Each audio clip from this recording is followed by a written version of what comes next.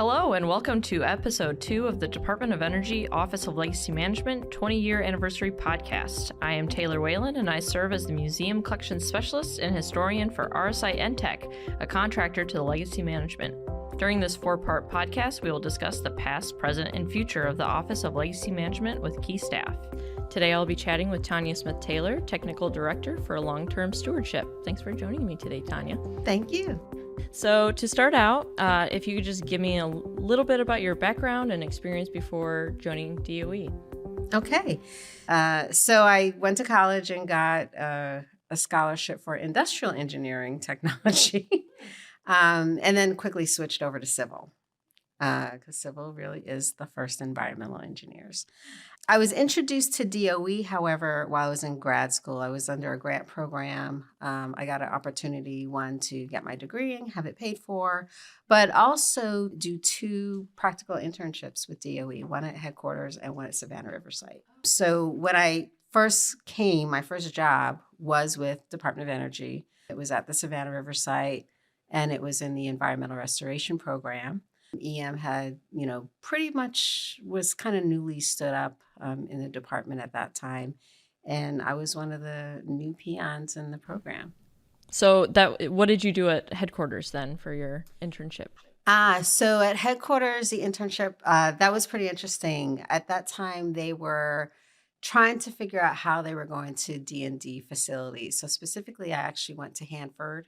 I saw the glove boxes and, the different facilities there. For whatever reason, they had money to fly interns around the country at the time. It was really interesting. And so that was my introduction into the challenges of what the cleanup program would hold. Mm-hmm. And then, like I said, I went to Savannah River, and that was lots of challenges. I learned a lot about the regulatory aspects, the stakeholder aspects, working with the community. It wasn't just the technical challenges, which we could figure out. That was still a challenge, but making sure that you could communicate with your stakeholders and having meetings and interesting time. So did you stay on with DOE after those internships, or did you move on to a different opportunity after that? Well, my first job was with DOE. Okay. So that's when I started with the federal government. Mm-hmm. That's when I first started with Department of Energy. I stayed there at Savannah River for about 6 years.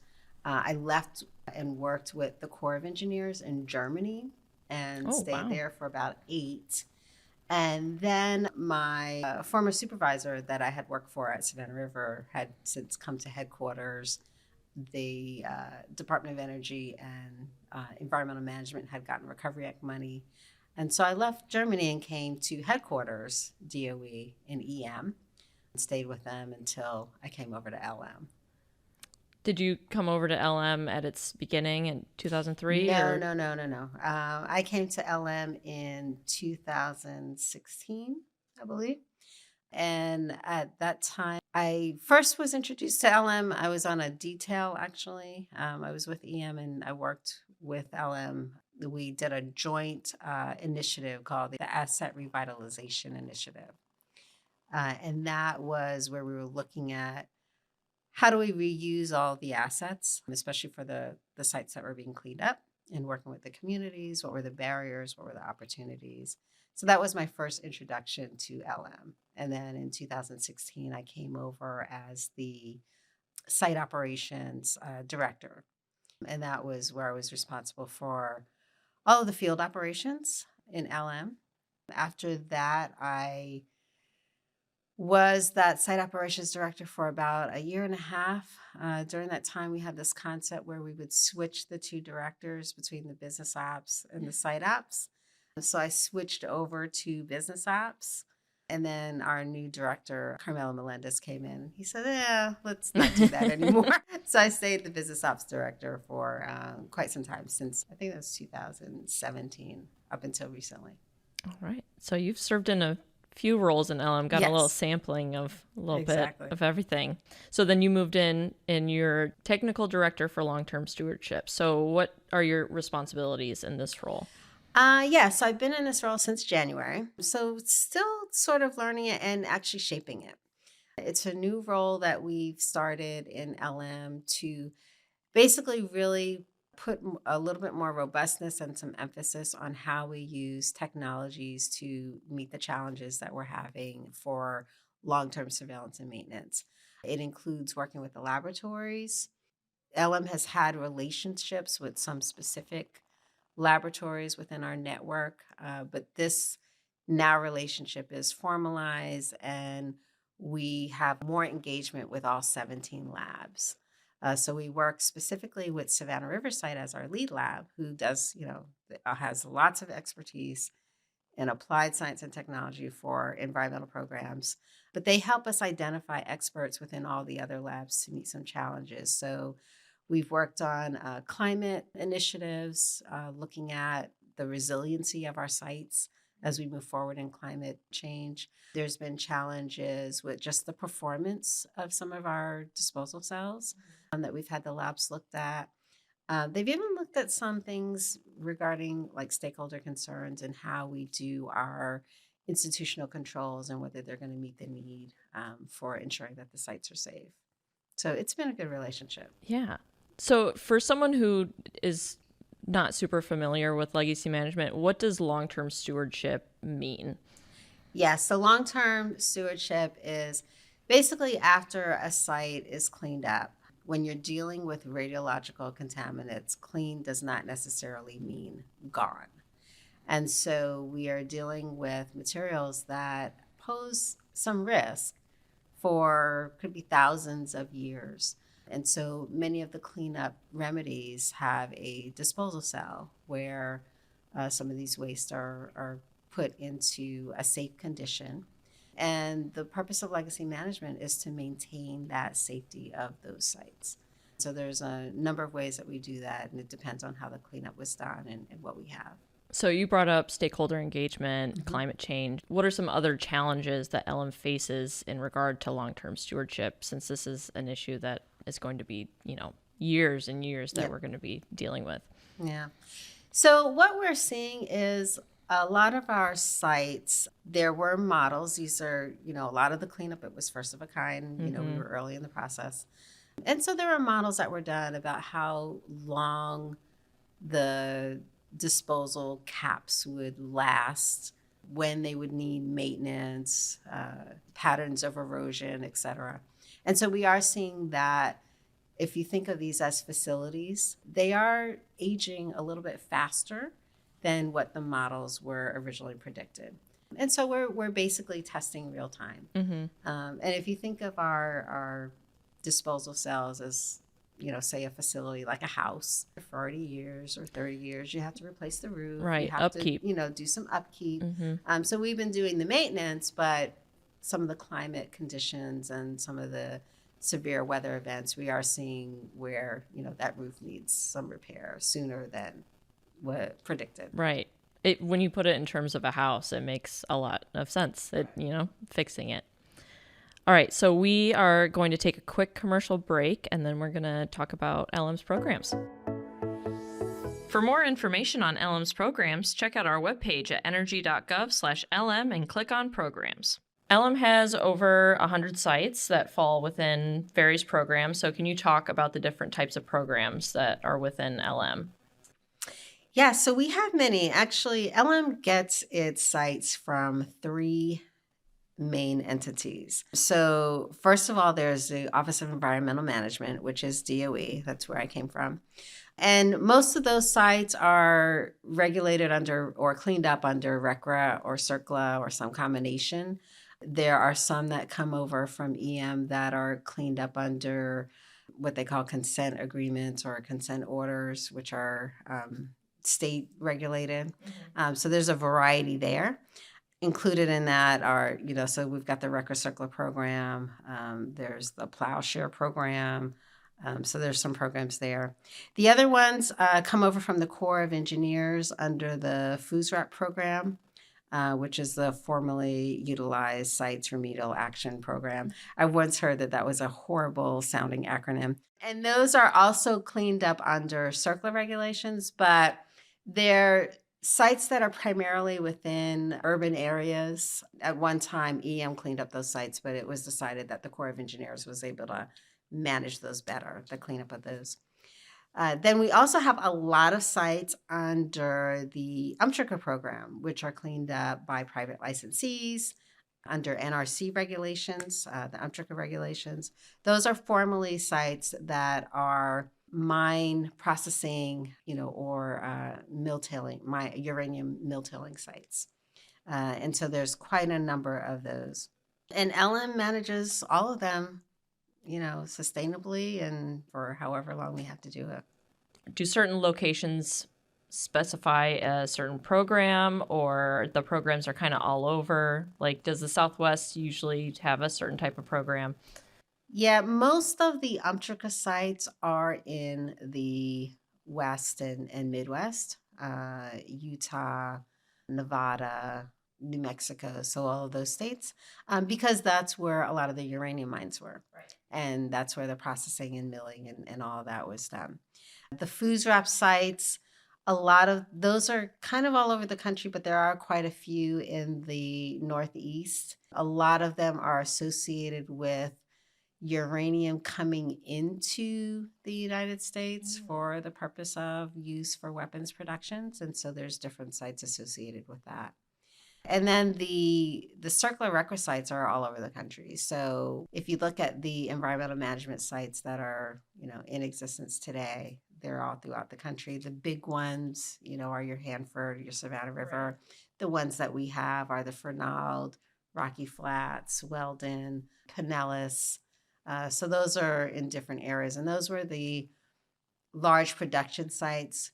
Normally when they were created, they were very remote areas with sparse population. Some of these sites, the population has grown up around them. So it's kind of an interesting dynamic there. But if you look at remote areas, we probably have a site there. Yeah. So in addition to these programs, you also work to collaborate with national laboratories, universities, other agencies. So what does this collaboration look like for you?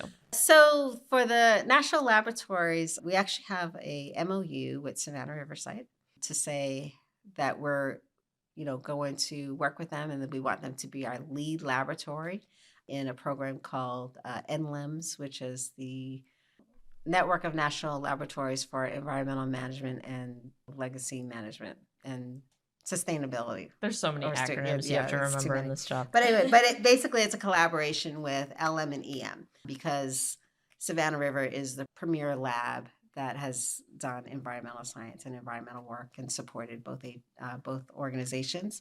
But we do have expertise in all of the other 17 national labs. And so just kind of navigating, who knows which lab or which experts are on climate, which experts are, really know about groundwater, which experts really know, about erosion in dry areas versus on the east where there's a lot of rain. So the Savannah River is our door to that whole network for the challenges that we had.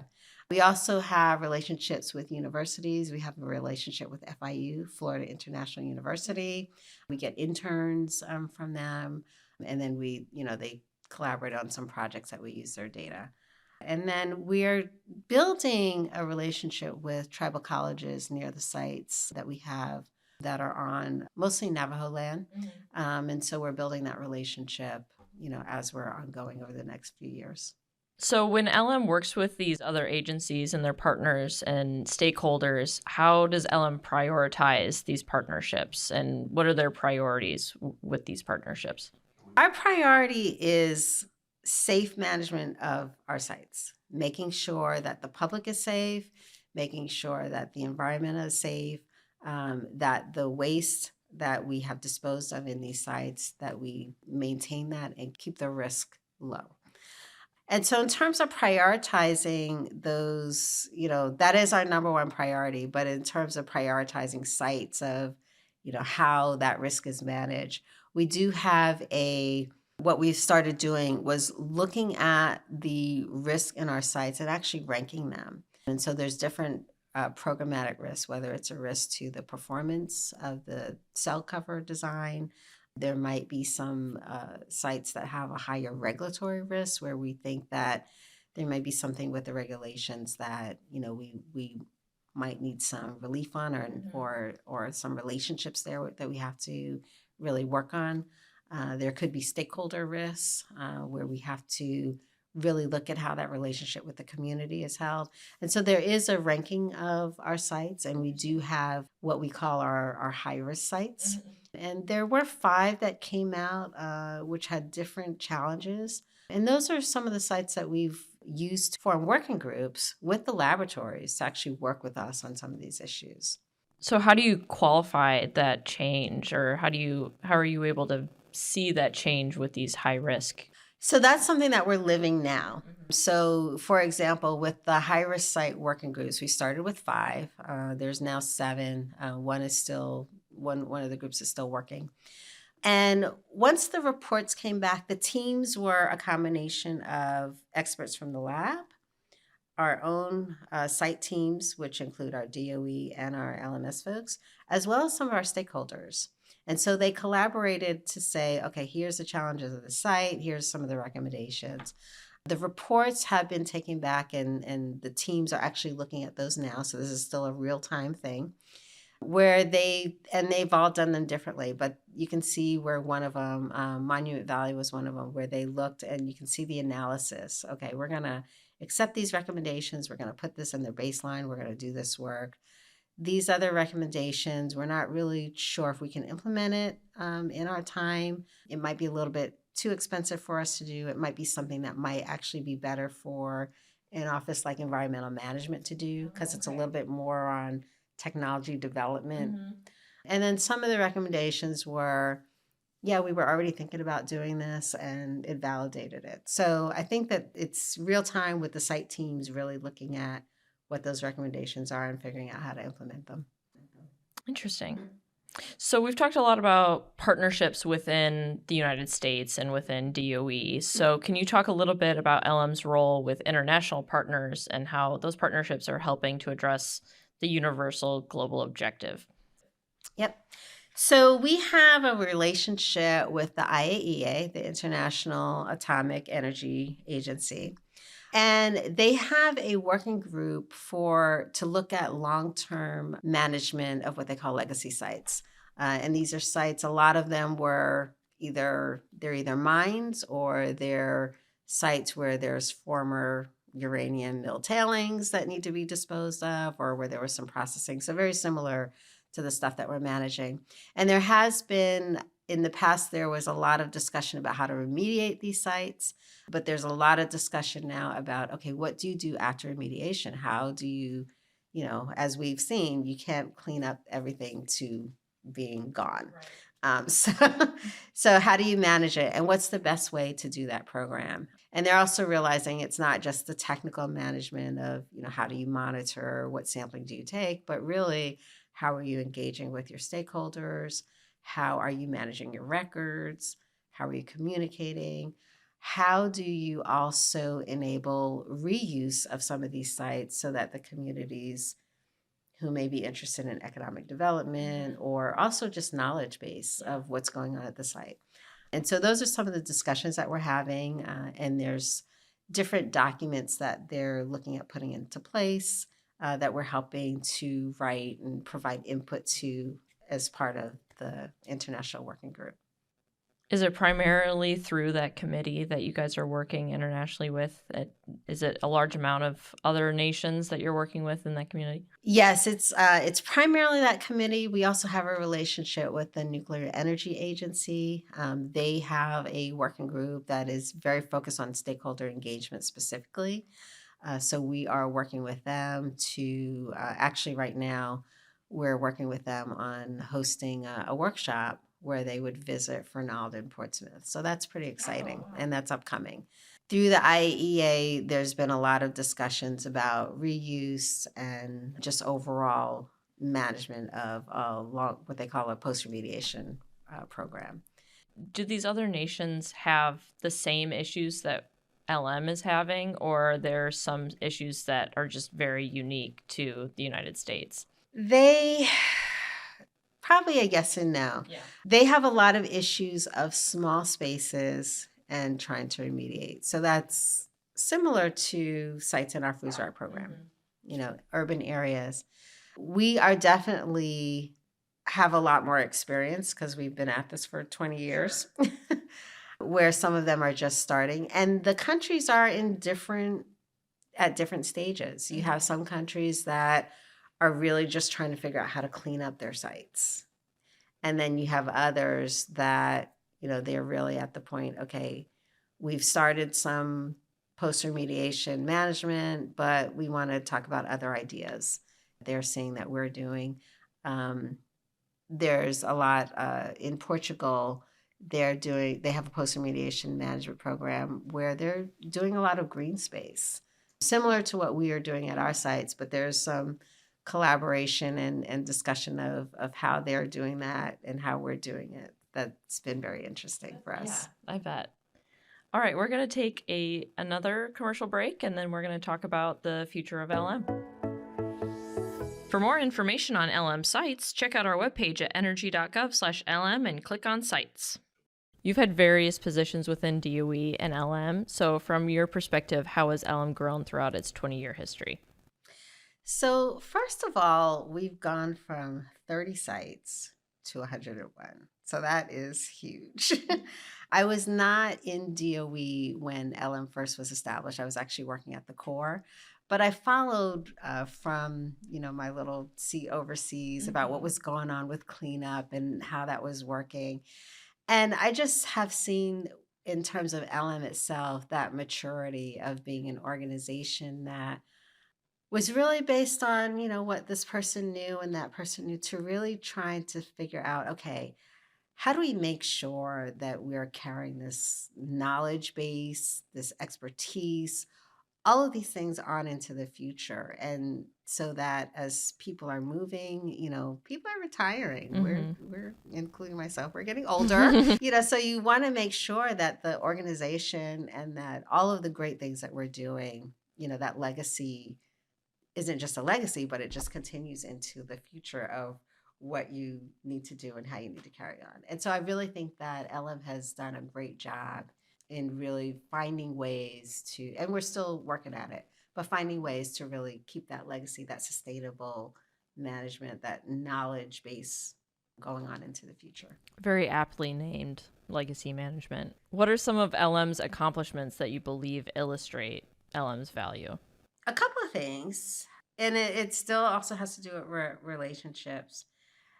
We have strengthened, just even since I've been here, there has been a effort to strengthen our stakeholder relationships and to really understand that had to grow. So before I came, there wasn't really a specific goal for communications and stakeholder relations. And then, that was established.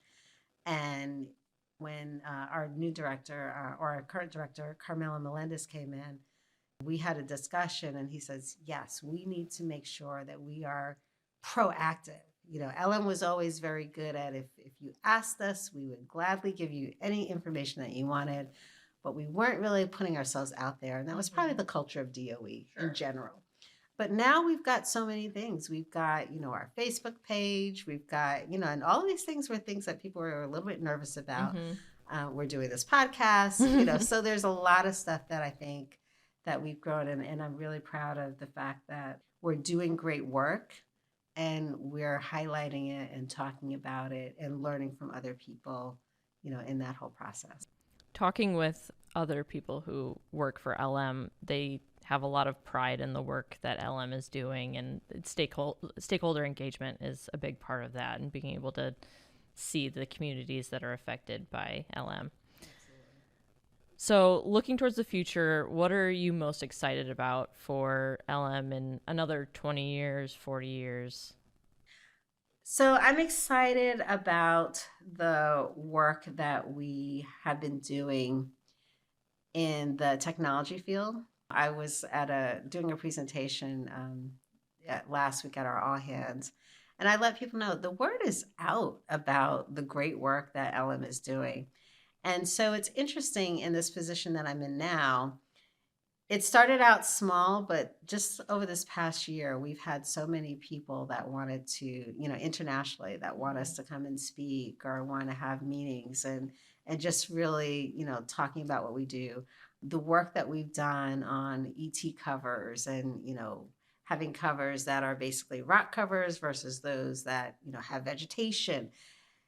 That work, the information about that work has exploded, and people like NRC are using it to look at designs for how they should do their regulations, and so that's really exciting. The other work that we're doing that I'm very excited about is that increase in engagement with communities that have been harmed by some of the federal practices of the past. Right. So, like our tribal communities, I'm really trying to engage more in terms of what we're doing for energy justice and working with the universities. So, I'm really happy and glad to see those things moving in the direction that they're moving. Any last thoughts before we wrap up this episode? No, I think this has been a great conversation. I am very proud of LM's 20-year anniversary history. I think this is, it's a great accomplishment to say that an organization has been in existence and been successful and is moving, learning from its challenges and moving in a great direction over the past 20 years. Totally agree. Thank you so much, Tania, for joining us. And that's the end of episode 2. Thank you. Stay tuned for episode 3 with Sean Montgomery, Program Communication Specialist, where we discuss STEM with LM.